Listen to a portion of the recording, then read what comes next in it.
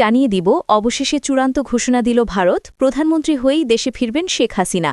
London থেকে দুঃসংবাদ পেলা বিএনপি সরকার, এদিকে তেল সংকটে প্রধানমন্ত্রী তারেক জিয়ার উপর হামলা।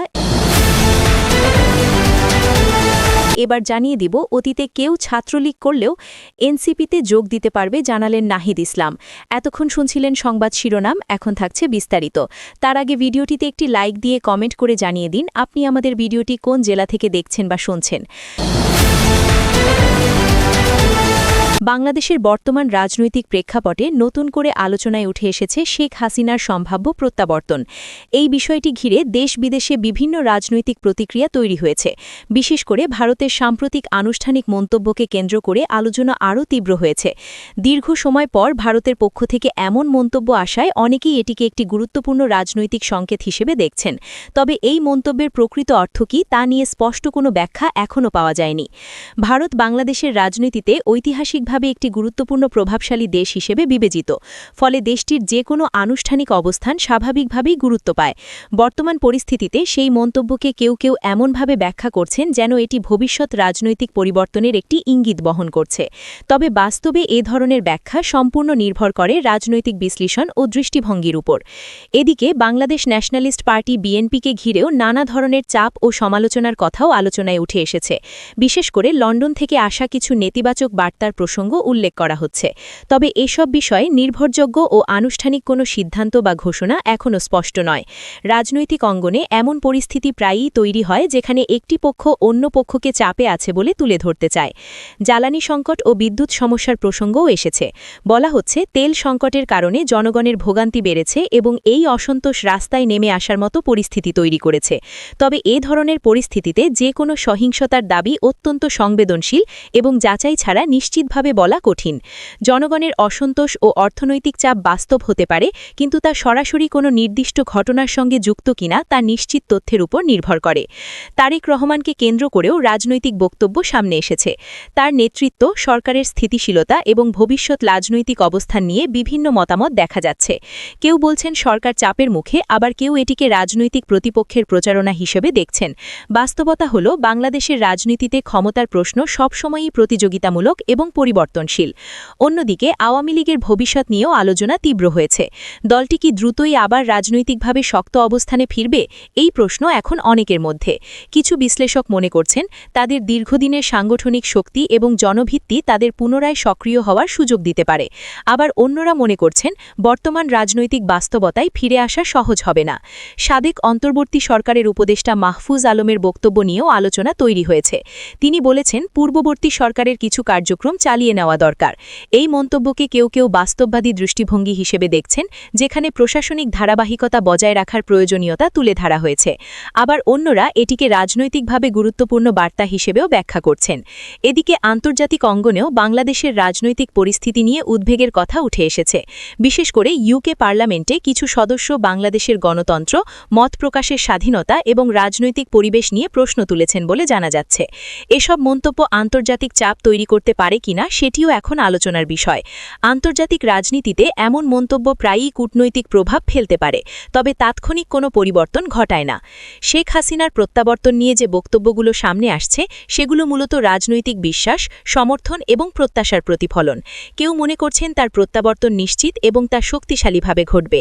আবার কেউ মনে করছেন এটি এখনও অনিশ্চিত এবং রাজনৈতিক পরিস্থিতির ওপর নির্ভরশীল। বাস্তবতা হল কোনো রাজনৈতিক নেতার প্রত্যাবর্তন নির্ভর করে সাংবিধানিক প্রক্রিয়া, জনসমর্থন এবং রাষ্ট্রীয় শক্তির ভারসাম্যের ওপর। শেষ পর্যন্ত বলা যায় বাংলাদেশের রাজনৈতিক ভবিষ্যৎ নির্ধারিত হবে রাজনৈতিক প্রক্রিয়া, জনগণের মতামত এবং রাষ্ট্রীয় সিদ্ধান্তের মাধ্যমে। বর্তমান আলোচনাগুলো সেই বৃহত্তর প্রক্রিয়ারই অংশ, যেখানে নিশ্চিত সিদ্ধান্তের চেয়ে সম্ভাবনা এবং বিশ্লেষণই বেশি প্রাধান্য পাচ্ছে। জাতীয় নাগরিক পার্টি এনসিপি এর আহ্বায়ক নাহিদ ইসলাম সাম্প্রতিক এক সংবাদ সম্মেলনে দলের রাজনৈতিক অবস্থান, আদর্শ এবং ভবিষ্যৎ পরিকল্পনা নিয়ে বিস্তারিত বক্তব্য দিয়েছেন। রাজধানীর বাংলা মোটরে অস্থায়ী কেন্দ্রীয় কার্যালয়ে আয়োজিত এই অনুষ্ঠানে বিভিন্ন রাজনৈতিক প্ল্যাটফর্ম থেকে আগত নেতাদের আনুষ্ঠানিকভাবে এনসিপিতে যোগদানের প্রেক্ষাপটে তিনি এসব কথা বলেন। তার বক্তব্যে স্পষ্টভাবে উঠে এসেছে যে এনসিপি একটি অন্তর্ভুক্তিমূলক রাজনৈতিক প্ল্যাটফর্ম গড়ে তুলতে চায়, যেখানে অতীতের পরিচয়ের চেয়ে বর্তমানের আদর্শ এবং রাজনৈতিক অবস্থান বেশি গুরুত্বপূর্ণ। নাহিদ ইসলাম বলেন, অতীতে কেউ ছাত্রদল, ছাত্রশিবির বা ছাত্রলীগ যে সংগঠনই করুক না কেন সেটি এনসিপির কাছে মুখ্য বিষয় নয়। বরং আজ থেকে কেউ যদি এনসিপিতে যোগ দেন তাহলে তিনি এই দলের আদর্শ ধারণ করে একজন সংগঠক ও নেতাকর্মী হিসেবে কাজ করবেন, এটাই মূল বিবেচ্য।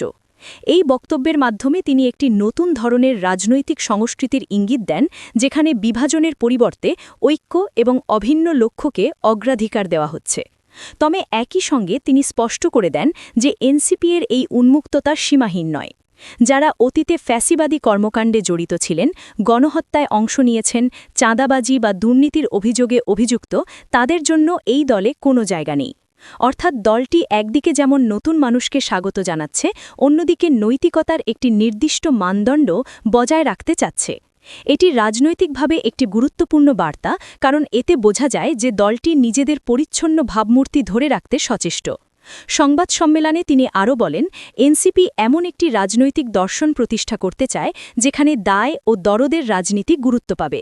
তার ভাষায়, যারা বৈষম্যহীন গণতান্ত্রিক বাংলাদেশ গড়ে তুলতে চান তারা সবাই এই প্ল্যাটফর্মে একত্রিত হতে পারেন। তিনি উল্লেখ করেন, জুলাই গণ অভ্যুত্থানের যে আকাঙ্ক্ষা সেটিকে সামনে রেখেই এনসিপি ভবিষ্যতের পথচলা নির্ধারণ করতে চায়। এই বক্তব্য থেকে বোঝা যায় দলটি নিজেদের একটি বৃহত্তর রাজনৈতিক পরিবর্তনের ধারাবাহিকতার অংশ হিসেবে তুলে ধরতে চাচ্ছে। নাহিদ ইসলাম বলেন, আজ যারা এনসিপিতে যোগ দিচ্ছেন তারা নতুন কেউ নন। তারা এতদিন ভিন্ন ভিন্ন প্ল্যাটফর্মে থাকলেও মূলত একই লক্ষ্য ও আদর্শে বিশ্বাসী ছিলেন। এখন তারা আনুষ্ঠানিকভাবে একটি ছাতার নিচে একত্রিত হচ্ছেন। এই ঐক্যকে তিনি ভবিষ্যতের রাজনীতির জন্য একটি ইতিবাচক দিক হিসেবে উল্লেখ করেন। তার মতে, রাজনৈতিক বিভক্তি কমিয়ে এনে একটি শক্তিশালী জাতীয় ঐক্য গড়ে তোলা জরুরি। তিনি দেশব্যাপী তরুণদের পাশাপাশি সব বয়সী মানুষকে এনসিপিতে যোগ দেওয়ার আহ্বান জানান। তার বক্তব্যে বিশেষভাবে তরুণদের ভূমিকার ওপর জোর দেওয়া হয়। তিনি মনে করেন, বাংলাদেশের ভবিষ্যৎ নির্ভর করছে তরুণ প্রজন্মের ওপর, এবং নতুন কোনো স্বৈরতান্ত্রিক শাসন ব্যবস্থা যাতে গড়ে না উঠতে পারে সেজন্য তাদের সক্রিয়ভাবে রাজনীতিতে অংশগ্রহণ করতে হবে। নাহিদ ইসলাম গণভোটের প্রসঙ্গ তুলে ধরেন। তিনি বলেন, দেশের মানুষ ইতোমধ্যেই সংস্কারের পক্ষে রায় দিয়েছে। এই রায় বাস্তবায়ন করা এখন রাজনৈতিক দলগুলোর দায়িত্ব। তিনি মনে করেন, জনগণের সেই প্রত্যাশা পূরণ না হলে দেশে আবারও অস্থিরতা তৈরি হতে পারে। তাই তিনি সরকারের প্রতি আহ্বান জানান, জনগণের অধিকার ফিরিয়ে দিতে এবং প্রয়োজনীয় সংস্কার কার্যক্রম দ্রুত বাস্তবায়ন করতে। এই বক্তব্যে এনসিপি-এর রাজনৈতিক অবস্থান স্পষ্টভাবে প্রতিফলিত হয়েছে। তারা নিজেদেরকে একটি সংস্কারমুখী, অন্তর্ভুক্তিমূলক এবং নৈতিক রাজনীতির ধারক হিসেবে তুলে ধরতে চায়। একই সঙ্গে তারা অতীতের রাজনৈতিক বিভাজনকে পেছনে ফেলে নতুন এক রাজনৈতিক সংস্কৃতি প্রতিষ্ঠার কথা বলছে। সব মিলিয়ে বলা যায়, এই সংবাদ সম্মেলন শুধু নতুন সদস্যদের স্বাগত জানানোর একটি আনুষ্ঠানিকতা ছিল না, বরং এটি ছিল এনসিপি-এর ভবিষ্যৎ রাজনৈতিক রূপরেখা তুলে ধরার একটি গুরুত্বপূর্ণ মঞ্চ। এখানে যে বার্তাগুলো দেওয়া হয়েছে তা থেকে বোঝা যায় দলটি দীর্ঘমেয়াদে একটি বৃহত্তর রাজনৈতিক শক্তি হিসেবে আত্মপ্রকাশ করতে চায় এবং সেই লক্ষ্যে বিভিন্ন শ্রেণী পেশার মানুষকে একত্রিত করার চেষ্টা চালিয়ে যাচ্ছে।